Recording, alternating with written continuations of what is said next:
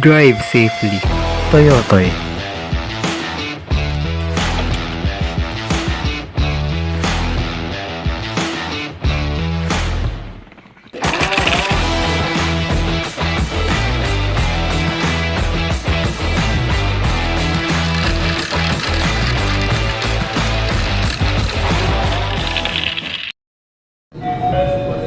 Arriving at Antipolo Station. Paparating na sa Antipolo Station. So, yan guys, andito na ako sa Antipolo.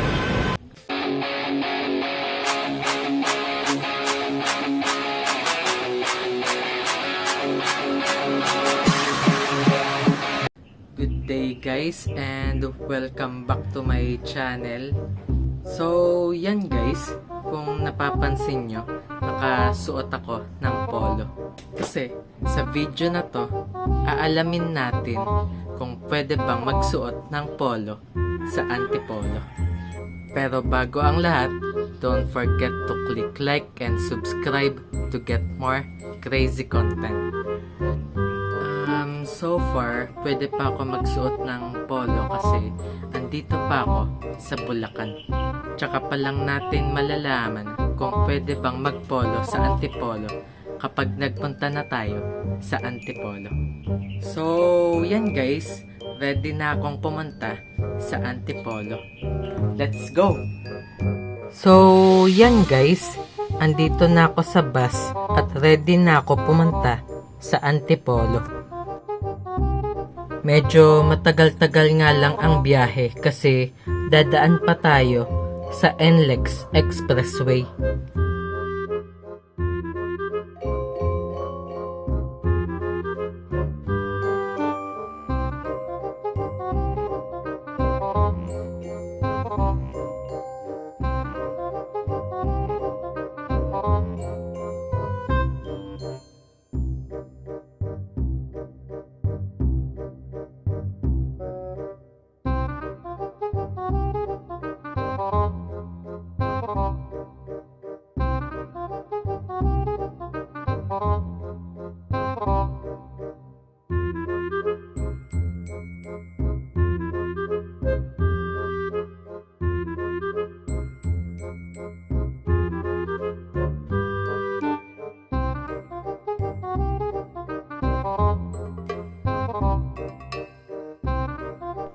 So, yan guys, andito na ako sa Balintawak.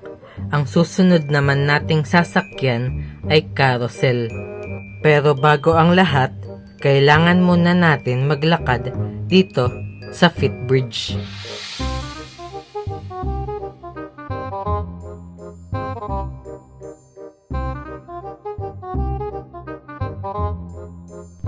So, yan guys, andito na ako sa pinakadulong upuan sa carousel para malamig at tapat ng aircon. Medyo malayo-layo pa ang biyahe kaya chill lang muna tayo rito sa carousel habang tinitignan ang view sa bintana.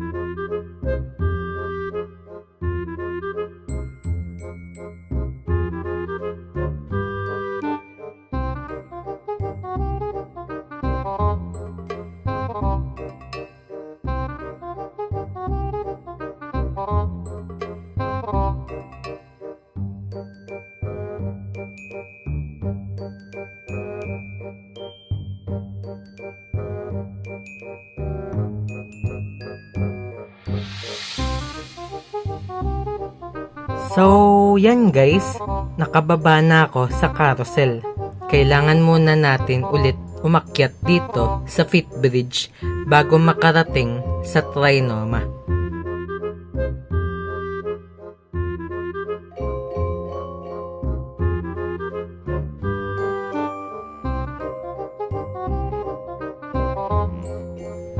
So, yan guys, andito na ako sa Trinoma. Ang next na pupuntahan natin para makarating sa Antipolo ay MRT station.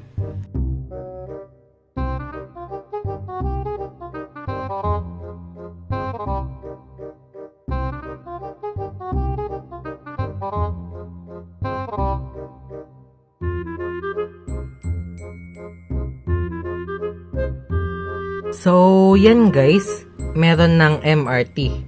Ready na akong sumakay sa MRT.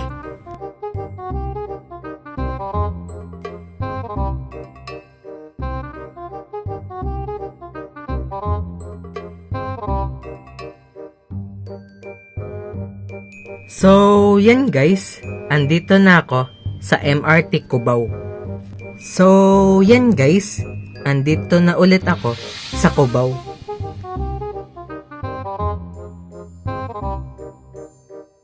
At ang sasakyan kong LRT ay diretso na papunta sa Antipolo.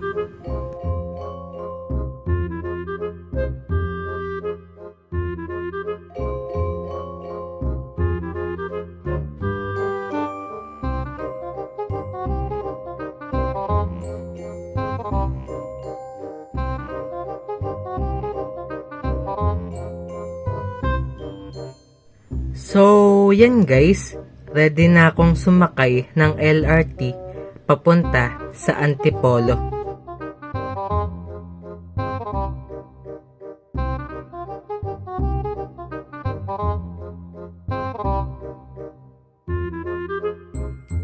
Mga ilang minutes din ang biyahe mula rito papunta sa Antipolo. May time pa ako makapag-prepare habang suot itong polo.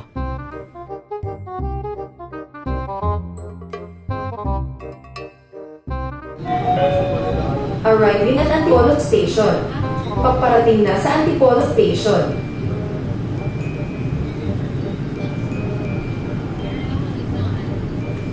Session of Antipolo last station. May double check naman talaga gamit double check ng bus.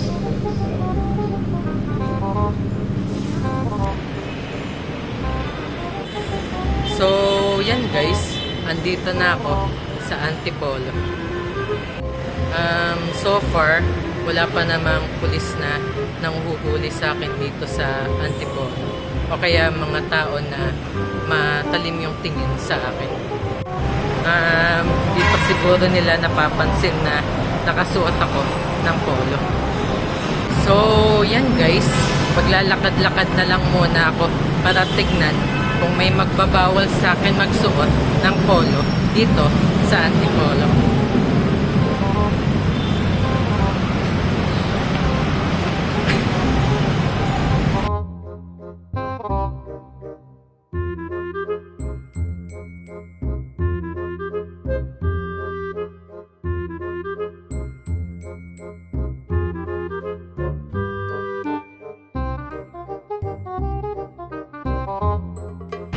So, yan guys, medyo kinakabahan lang ako kasi ako pa lang yung nakasuot ng polo dito sa Antipolo.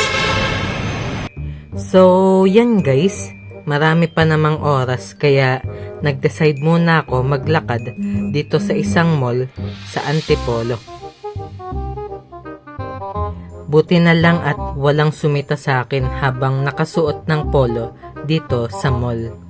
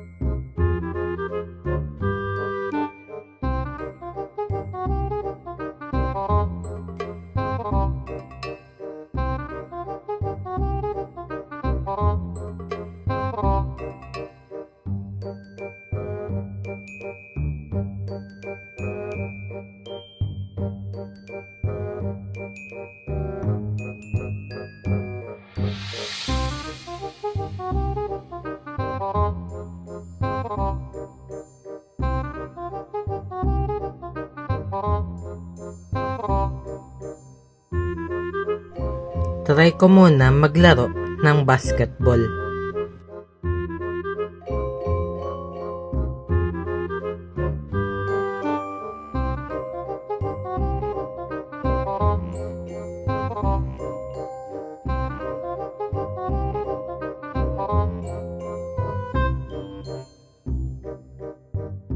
So, yan guys. Nagutom ako kakalakad at kakalaro. Kaya ang gagawin natin, kakain muna tayo ng sundae at tsaka tuna pie.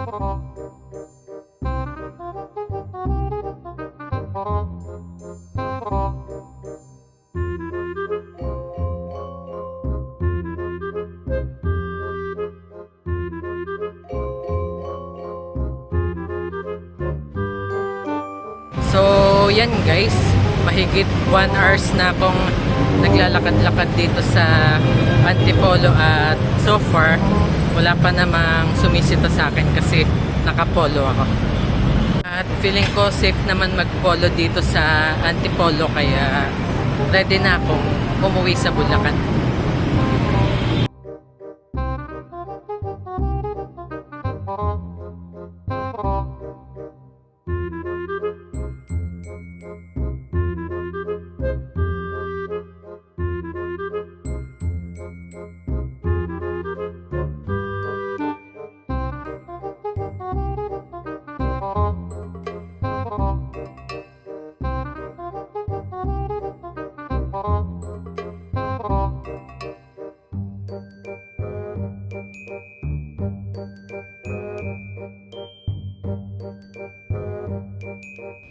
So, yan guys, nakauwi na ako galing sa Antipolo. And so far, safe naman akong nakauwi. Hindi naman ako nagka-black eye at saka hindi rin naman ako hinabol ng mga tao kasi nakasuot ako ng polo. At feeling ko ay pwede naman magsuot ng polo sa Antipolo. At habang naglalakad-lakad ako sa Antipolo ay may nakikita rin akong mga tao na nakasuot ng polo kaya pwede naman sigurong magsuot ng polo sa Antipolo. So, yan guys, sa tanong na pwede bang magsuot ng polo sa Antipolo, ang sagot ay oo, pwedeng magsuot ng polo sa Antipolo. At sa susunod na video naman, aalamin natin kung anong course ba talaga graduate ang graduated cylinder. So, yun lang. Thank you guys for watching. So, yan guys. Shout out sa mga taong nag-comment sa previous vlog ko kay Banana Joe, kay Goofy Boogie, and kay Roblu. Shout out din kay D-Night, Tinapay D Reborn, Jobs Joking, Patrick Imperial, and kay Erica. And maraming salamat din sa iba pa na nag-subscribe and sa mga nanood dahil sa isang viral post sa FB. Maraming salamat. And shout out din sa mga taong nakakakilala sa akin sa totoong buhay. And shout out kay Lalabs. So, yun lang. Thank you guys for watching.